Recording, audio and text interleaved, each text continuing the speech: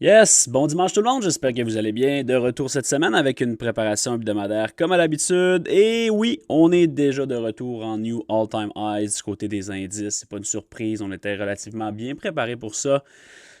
Évidemment, j'aurais favorisé, en fait pas nécessairement favorisé, en fait même vraiment pas favorisé, mais j'aurais aimé personnellement qu'on ait la chance d'avoir quelque chose d'un petit peu plus solide, un petit peu plus longtemps sur le downside.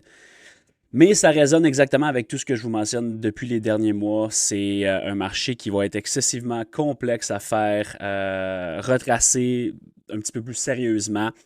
Et lorsqu'on comprend d'un point de vue volatilité, la complexité, ce genre de mouvement-là, comme on a vu vendredi il y a 2 semaines, là, une drop de 4-5% straight down, one shot, c'est extrêmement complexe d'avoir une continuation lower dans un environnement comme on a actuellement. Donc, on va revenir sur la semaine dernière qui n'a pas été totalement laide. Là, la fin de la semaine, pour moi, je n'ai pas vraiment tradé. Par contre, il y a eu des très belles opportunités en début de semaine. On va évidemment regarder du côté du calendrier économique. Grosse semaine quand même. Là, on le sait avec le shutdown US du gouvernement US, c'est plus mollo du côté des nouvelles économiques. Mais la semaine passée, on avait fait venir une équipe spéciale, si je peux dire ça ici, pour reporter le CPI vendredi qui a explosé, by the way. Et cette semaine, on a le FOMC, donc très important côté nouvelle économique qui fait partie du top 3, évidemment, surtout dans la situation actuelle. Par la suite, on va regarder évidemment qu'est-ce qui nous attend pour la semaine qui s'en vient et les suivantes, sachant qu'on est en all-time high.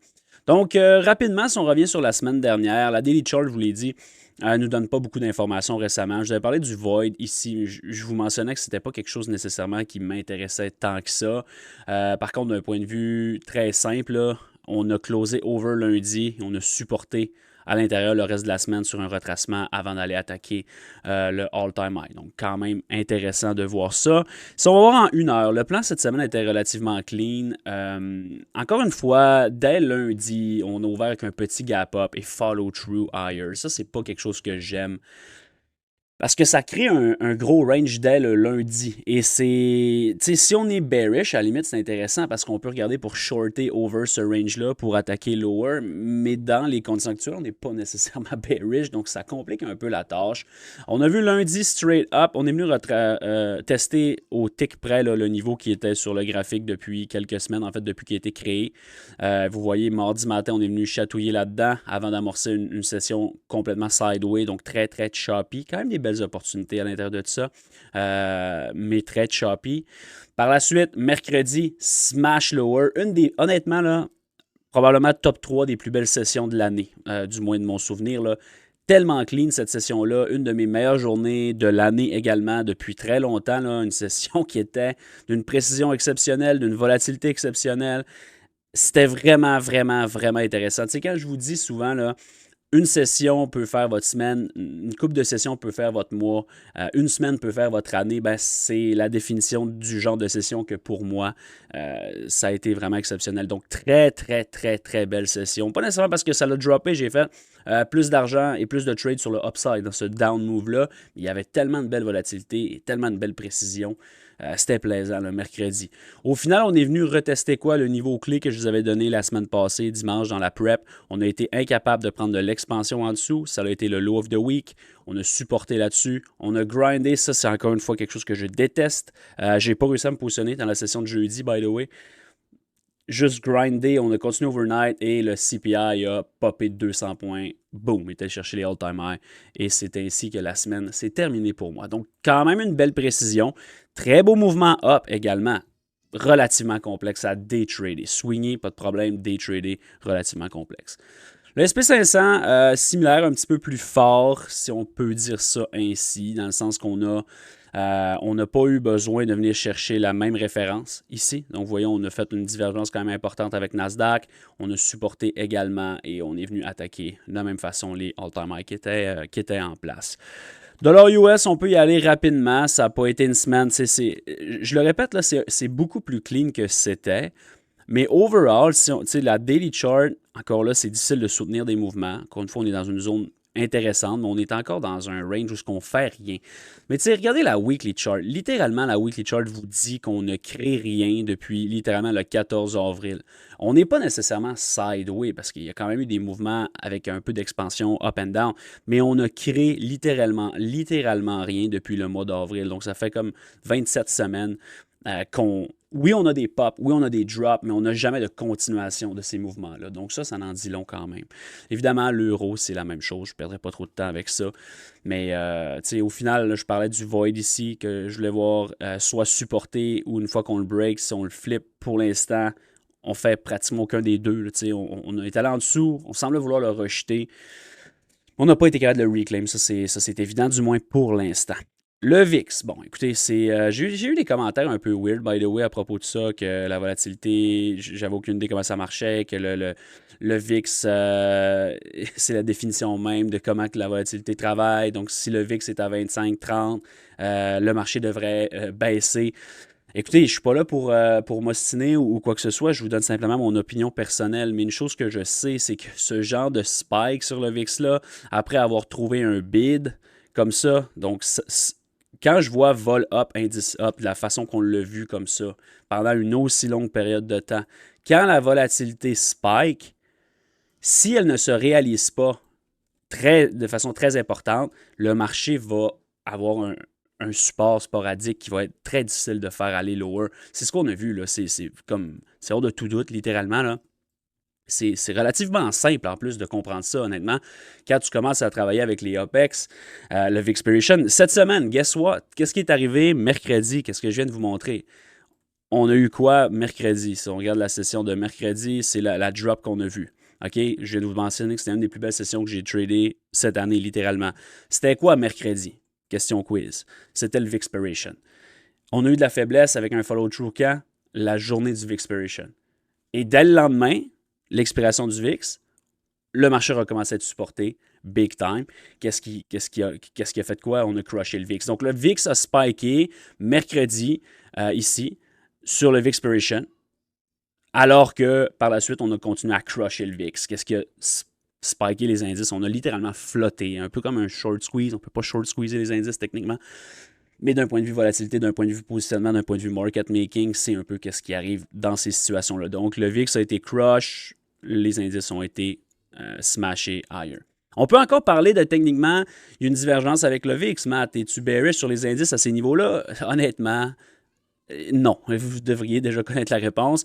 Mais oui, on a VIX down. Techniquement, le VIX fait un higher low alors que les indices font un higher high. Ça ne veut absolument pas dire de shorter, je le répète depuis longtemps. Mais autant que j'aime le short et j'aime shorter dans la force, on ne short pas un all-time high de 1, mais surtout de 2 au moment de l'année où ce qu'on est actuellement. Donc voilà pour ça. Maintenant, si on revient, on regarde en fait le calendrier économique pour la semaine qui nous attend. C'est une semaine, premièrement, on va commencer avec les earnings. Vous le savez, je ne suis pas un fan de la saison des earnings, mais on est en plein dedans. On ouvre la porte avec les deux pieds dedans cette semaine. On commence avec SoFi, by the way, un titre que j'aime bien quand même. PayPal, Meta, Microsoft, Google, Amazon, peu importe. Apple qui est là par la suite. On a RBLX, intéressant, Coinbase. Quelques titres de pétrole intéressants, la XOM, CVX également. Donc, c'est une semaine qui est majeure du côté des earnings, autant pour les large cap, un peu plus industriels, on a Caterpillar également, que pour les mégatech. Donc, super important comme semaine. Je ne suis pas un fan des earnings, personnellement. On va avoir beaucoup de mouvements en after hour. Souvent, la session du matin est un peu moins intéressante. Donc, mon opinion personnelle, mais soyez prudents dans ces conditions-là. Si on regarde maintenant du côté du calendrier économique, encore une fois, le shutdown qui continue. Lundi, absolument aucune nouvelle. Après un vendredi, vers des new all-time high qu'on a vu, pour moi, c'est pas une session super intéressante. Si je suis capable de profiter de quelque chose en début de session ou même en pre-market, ça serait suffisant pour me faire fermer ça pour le reste de la journée. Mardi, encore une fois, Consumer Confidence ne devrait pas sortir avec le shutdown. Il est là, mais il ne devrait pas sortir. Mercredi, on a le FOMC meeting. Donc, lui, il va être là. Notre chum J-Power, il n'est pas en shutdown. Il va prendre la parole. On s'attend à un cut de 0,25. Ça pourrait arriver qu'on cut 0,5, pas impossible. Le CPI qu'on a sorti exclusivement, spécialement vendredi, a montré un ralentissement de l'inflation. C'est exactement ce qu'il voulait voir. C'est exactement ce que le marché veut voir également. Est-ce qu'on peut aller de l'avant avec un code de 0.5? Si c'est le cas, watch out, ça va rip the fuck up, ça c'est certain. Encore une fois, on n'est pas là pour interpréter les nouvelles, mais comme j'ai expliqué la semaine passée, puis je n'avais glissé un mot dans la prep, le CPI qui s'en vient va être facile, entre guillemets, à interpréter. S'il est plus bas qu'anticipé, le marché va exploser. S'il est plus haut qu'anticipé, le marché va probablement réagir négativement initialement. Peut-être pas pour la suite, par contre, parce qu'on est extrêmement bullish. Mais c'est un peu la même chose en ce moment. Si on surprend tout le monde avec un 0.5 de cuts, ça va continuer à propulser le gap and go et le breakout qu'on a en place. Mais tout ça pour dire que mercredi, FOMC, donc c'est une semaine particulière dans ces moments-là. Jeudi, pas grand-chose. Vendredi, techniquement, on a le Core PCE qui ne devrait pas sortir, encore une fois. Vous voyez, quand c'est marqué tentative, généralement, à moins que le shutdown soit réglé, ça ne devrait pas sortir. Donc, il n'y a pas /peu de nouvelles. Là, des PMI qui devraient sortir, mais pas trop de nouvelles économiques importantes cette semaine. Évidemment, autre le FOMC. Donc, la semaine va être framée autour de ça. Maintenant, si on regarde du côté de la préparation pour cette semaine, qu'est-ce qu'on observe? Ben, c'est pas, je ne veux pas dire que c'est triste ou que c'est dommage, mais on est rapidement revenu en New All-Time High. Qu'est-ce qui fait que c'est pas toujours le plus plaisant. Du moins, personnellement, c'est pas un marché que j'aime tant que ça transiger. Mais je le répète, encore une fois, je suis extrêmement bullish vers la fin de l'année. Je pense qu'on est vraiment on point depuis plusieurs mois sur ce scénario-là. Oui, à quelques occasions, j'aurais aimé ça qu'on aille plus bas, mais je mentionnais d'être très prudent sur le short side. Et c'est ce qui arrive actuellement. Je le répète encore, mais ça me fait capoter à quel point que à la minute qu'une red candle, même si elle est importante ou pas importante, les gens s'affolent et paniquent. Écoutez, oui, on a effacé 10-12 sessions en une chandelle, mais on a effacé juste 10-12 sessions. Pas comme si on avait effacé 2-3 mois de job. Là. On a effacé 10-12 sessions qui n'étaient pas très saines. On est allé chercher ça, puis après ça, on recommence un mouvement. Je ne vous dis pas qu'il est très sain, mais au moins, on prend du jus là-dessus. Le genre de reclaim comme on fait là, c'est vraiment pas super le fun. Celui-là est pas si mal parce que dans ce cas-là, c'était une volatilité qui était très très large. Donc, on a eu la chance de voir une volatilité, même si c'était sideway up, on a quand même eu la chance de voir une volatilité intéressante vers les new all-time high. Donc maintenant, qu'est-ce qu'on a à surveiller? Premièrement, j'attire votre attention sur la monthly candle. Rappelez-vous, là, il y a 2 semaines dans la prep, je vous ai mentionné, oui, c'est une méga débarque, mais si on est capable de reclaim, en fait, je suis allé un peu à l'opposé. Si on demeure en dessous du monthly open, watch out, parce que ça va vouloir dire qu'on veut closer un month négatif, et ça veut dire que oui, c'est une big drop, mais juste revenir un petit peu là, si on follow through, ça veut dire qu'on va créer l'expansion en dessous du monthly opening et ça risque d'être assez pesant. J'aurais aimé ça qu'on vienne graviter vers ces niveaux-là. C'est pas arrivé. Et là, qu'est-ce qui arrive? On arrive dans la dernière portion du mois et on vient juste de reclaim le monthly open. Donc, si on s'attend à une expansion, pour moi, on a déjà un 3% facilement qui a déjà été chercher le new all-time high. Mais je pense qu'on peut follow through. Vous connaissez mon avis vers la fin de l'année. On est dans le sweet spot pour un marché extrêmement supporté.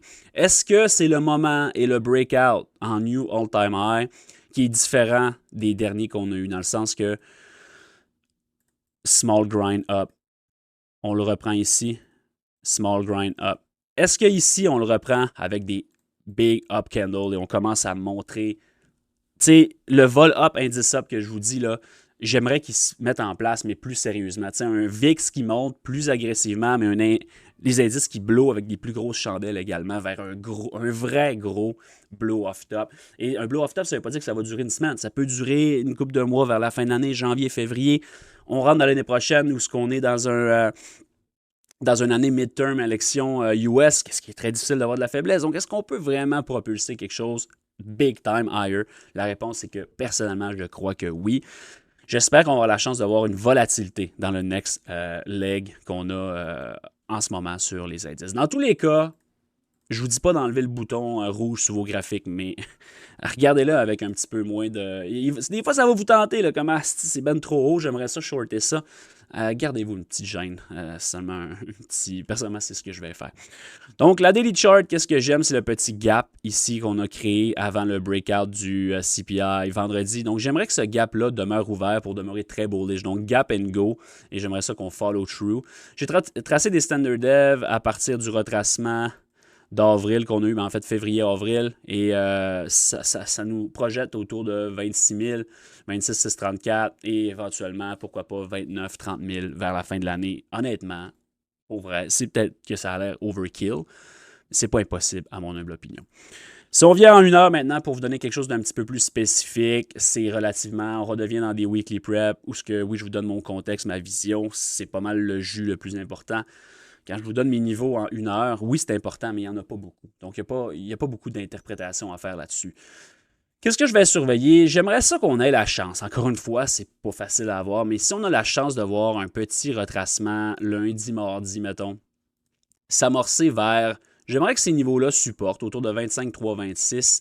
J'aimerais que le gap and go reste ouvert. Ça serait l'idéal. Mais si jamais on vient le closer, puis qu'on vient supporter ici, pour moi, c'est quand même du long intéressant qui pourrait être en place. Donc, ma ligne dans le sable pour moi cette semaine, 25-200.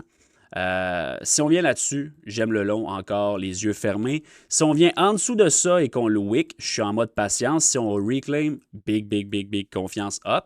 Et le dernier scénario, celui que je favoriserais le moins, je vous dirais, c'est qu'on vienne prendre de l'expansion en dessous de ça.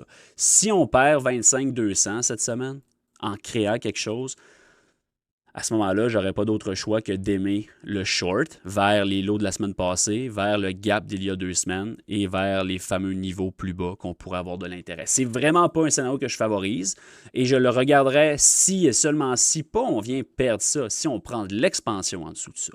C'est pas du tout le scénario que j'anticipe, mais s'il se présente, au moins on va être préparé. Donc, dans le meilleur des mondes, on garde le gap and go ouvert et on supporte là-dedans pour trouver du long vers New All-Time High ou High mineur. C'est un peu ça le problème avec des New All-Time High, c'est que le target ultime, entre guillemets, est toujours seulement un niveau. Alors que, exemple là-dedans, la chance qu'on avait dans cette volatilité-là, quand on se crée un peu d'espace et qu'on vient créer un high, mettons, on est capable de targeter all-time high, mais on va framer vers le high mineur avant. OK, finalement, il ne run pas. OK, tu as un autre high ici. On target all-time high, mais on va chercher le high mineur ici. Vous voyez, ici, même chose. Si on a un autre niveau ici avant, même si on target le all-time high, on va venir se payer ici. Tandis que quand tu es déjà en all-time high, comme on voit actuellement, si on a un retracement là-dedans, mais le target est directement... Il faut que tu aies raison pratiquement jusqu'à la dernière scène. Évidemment, il y a des façons de s'ajuster, là, mais je vous parle grosso modo, c'est une des raisons pour lesquelles j'aime un petit peu moins ce genre de marché-là. Donc voilà pour le Nasdaq, relativement simple, pas très complexe comme analyse. Du côté, puis j'ajouterais juste une dernière chose là, sur Nasdaq en weekly.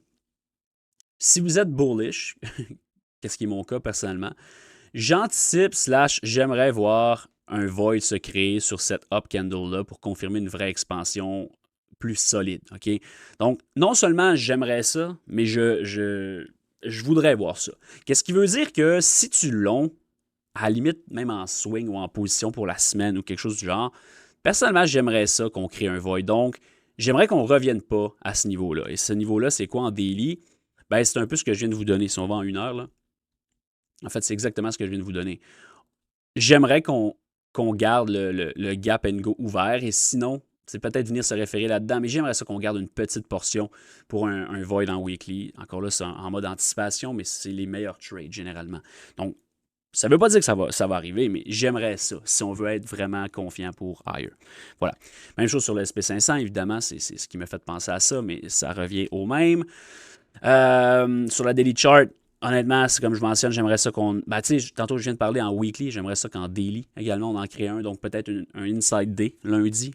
Peut-être qu'on pourrait prendre le high également, mais si on a un inside day, ça serait intéressant de peut-être voir... Tu sais, là, je cherche la perfection, mais mettons qu'on a une inside day à l'intérieur de ça.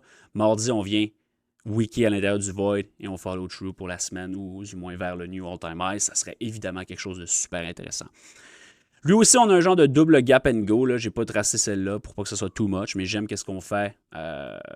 Expansion vers 6900, autour de 6000, ça serait une belle expansion au cours de la semaine et ou des prochaines semaines. Évidemment, si on va en 1 heure maintenant, donner un scénario un petit peu plus précis. Même chose. J'ai de l'intérêt si on garde le gap and go ouvert, si on vient supporter là-dedans, demeure bullish. Si on prend de l'expansion en dessous de ça de façon violente, je deviendrai relativement intéressé à shorter vers les lows de mercredi dernier. Tu sais, j'ai dit la semaine passée, mais c'est les lows de mercredi dernier. Se référer vers la zone qu'on n'a pas faite et à ce moment-là, probablement attaquer les lows d'il y a 2 semaines. Ce n'est pas le scénario que je favorise. Dollar US maintenant, écoutez, c'est le même scénario encore que je vous mentionne. Le fait que les indices blow up comme ça, peut-être qu'on pourrait suggérer que ce void-là fait le travail pour l'instant, qu'on réussit à rejeter, prendre de l'expansion en dessous de ça. C'est une structure qui est tellement laide, c'est que c'est difficile d'être confiant une fois qu'un élément réagit.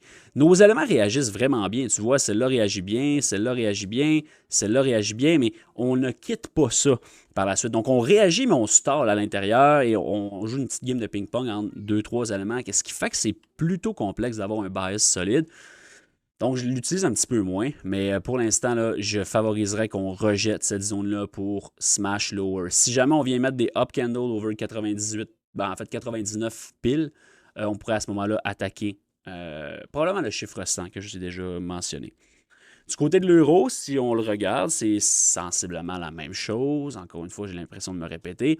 Mais pour l'instant, ce void-là plus le flip fait le travail. Donc, si on n'est pas capable de reclaim ça devrait venir attaquer cette zone-là, qu'est-ce qui devrait propulser le dollar plus haut. À l'inverse, si ça est reclaim et qu'on met un up close, pour moi, ça commencera à m'intéresser de me positionner long. Ça fait longtemps que je vous dis que l'euro ne m'intéresse pas. Je vous dis qu'il ne m'intéresse principalement pas sur le downside, mais si maintenant les indices explosent, ça pourrait favoriser le dollar lower, qu'est-ce qui pourrait favoriser euro higher. Donc, je commencerai à avoir un certain intérêt vers les mêmes niveaux que j'ai depuis longtemps, mais autour de 1.20. Je pense qu'on peut revoir ça, ou minimalement revoir un break de ce high-là qui a été juste chatouillé, juste wické, à mon avis. C'est quelque chose que j'aimerais voir plus haut.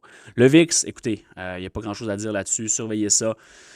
Je ne m'attends pas à ce qu'il s'en aille à 12. C'est pas impossible qu'il le fasse non plus. Mais je pense que là, il s'est fait crush. Je pense qu'on peut continuer à crush, mais le crush va ralentir, à mon humble opinion. Qu'est-ce que je veux dire par là? C'est que là, on a des big down candles. Là, on va recommencer à tomber probablement dans quelque chose de similaire à ce qu'on avait ici.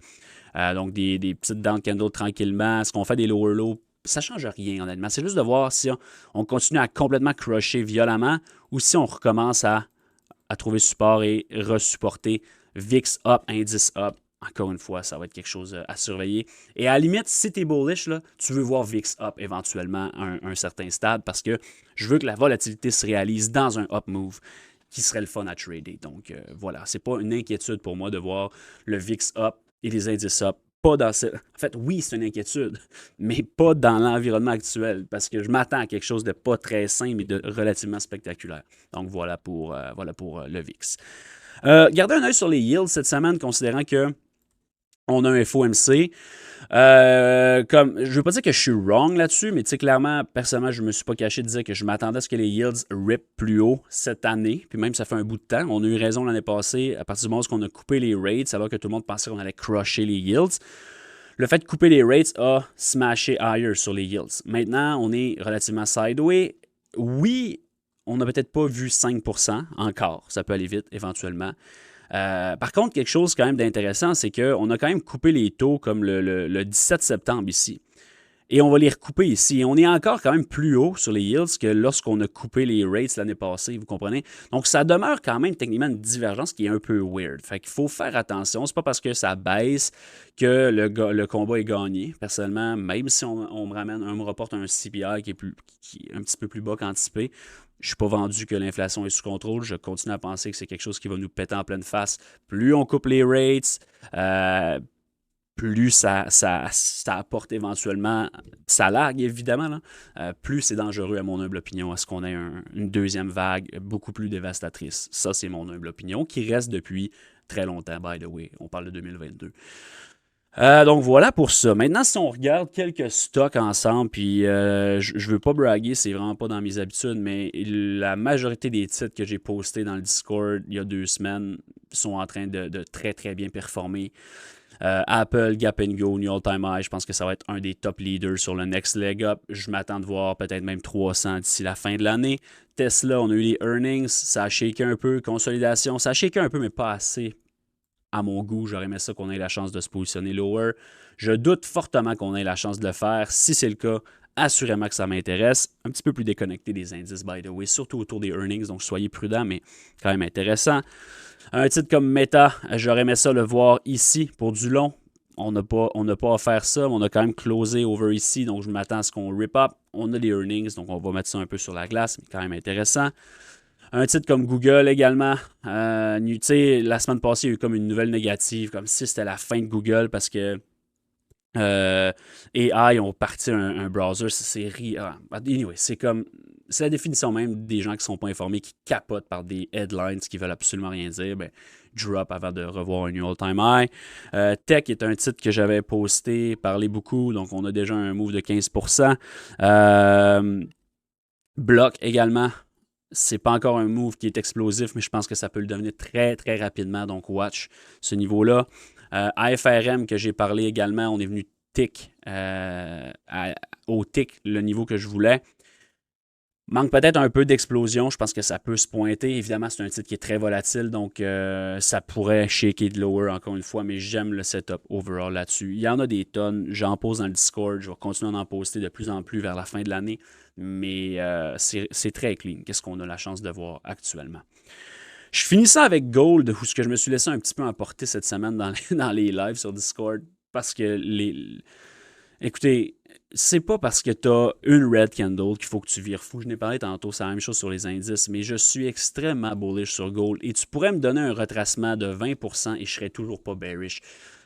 Les gens, c'est sûr que si tu as acheté là, tu es en train de paniquer parce que ce qui est arrivé, mais c'est-tu parce qu'on a un retracement de 8% que tu paniques ou c'est juste parce que tu n'as pas pris des décisions, puis là j'ai pesé mes mots, là, ou c'est parce que tu n'as pas pris des décisions qui étaient réfléchies en achetant ces niveaux-là? Tu sais, c'est ça qu'il faut que tu comprennes. C'est pas, le graphique, là, il fait qu'est-ce qu'il y a à faire. Et toi, il faut que tu fasses qu'est-ce que tu as à faire. Si tu rentres à des niveaux risqués, attends-toi à ce que ça soit risqué. C'est aussi simple que ça. Tu sais, le monde virait fou, c'est impossible d'avoir 10 chandelles green consécutives, c'est jamais arrivé de l'histoire, mais ça change rien, tout est un contexte différent. Évidemment, il va y avoir un retracement éventuellement, mais malgré une semaine qui est super négative, puis que le monde vire fou raide, on n'a même pas effacé la semaine suivante, littéralement. Donc, vous voyez là, faites attention avec ce que vous voyez. Même chose quand on parle du plus gros wipeout de market cap de l'histoire du gold, ou même chose sur la crypto. C'est bien normal que c'est le plus gros en chiffres, parce que le marché monte sans arrêt. Donc, qu'est-ce qui s'est passé il y a 10 ans en termes de market cap, et qu'est-ce qui arrive aujourd'hui en termes de market cap? C'est sûr que ça va être le plus gros de l'histoire. De la même façon que tous les OPEX, c'est les plus gros OPEX de l'histoire, parce qu'il y a de plus en plus d'intérêts, il y a de plus en plus de produits dérivés. Ça veut absolument rien dire. Regardez des ratios, regardez des choses qui sont pertinentes. Laissez-vous pas déconcentrer par des simples chiffres. Et tout ça pour dire que sur Gold, est-ce que je suis bullish, est-ce que je suis bearish? Bien, vous connaissez mon opinion depuis 2022 là-dessus, et vous la connaissez depuis littéralement qu'on a call out ça ici, au fin août. Je suis extrêmement bullish sur Gold. Est-ce que ça veut dire qu'après une run de 30% straight up, on ne peut pas avoir un retracement? C'est pas ça que je te dis. Ça va être volatile, ça va être un asset qui va être extrêmement volatile, qui l'est déjà depuis des années et ça va continuer de l'être. Mais personnellement, en ce moment, si je vois un retracement, je suis plutôt intéressé. Je pense que ça peut être quelque chose en étapes. Ça ne sera pas un V-shape à chaque fois. Je pense qu'on peut voir quelque chose de quand même relativement violent sur le downside. Mais ça veut-tu dire que on parle de gold crash? Sérieusement, ça m'écoeure, ça me fait capoter à quel point que les gens font n'importe quoi juste pour des clics. Mais tout ça pour dire que soyez prudents sur gold. C'est un marché en ce moment très intéressant, très volatile à trader. D'un point de vue positionnement, laissez-le faire ce qu'il y a à faire. Je pense qu'il va y avoir des opportunités intéressantes. Mais pour le moment, surveillez ce qu'on fait à l'intérieur de ce void-là, ici. Puis, sinon, sur la weekly chart, il y a 88 imbalances à compléter. Je ne m'attends pas à ce qu'ils soient toutes complétés, mais je m'attends à ce qu'on ait un retracement un petit peu plus deep là-dessus. Je reste là-dessus. Venez trader avec nous autres. On est live à tous les jours sur Discord. By the way, la promotion 50% off est encore in play. On va laisser rouler ça jusqu'au début novembre et par la suite, votre chance d'avoir embarqué avec nous autres pour moins de 35$ par mois va être malheureusement passée droite. Je reste là-dessus. Venez nous rejoindre. On se voit demain dans la prep et je vous souhaite une belle semaine et un bon FOMC. Salut tout le monde.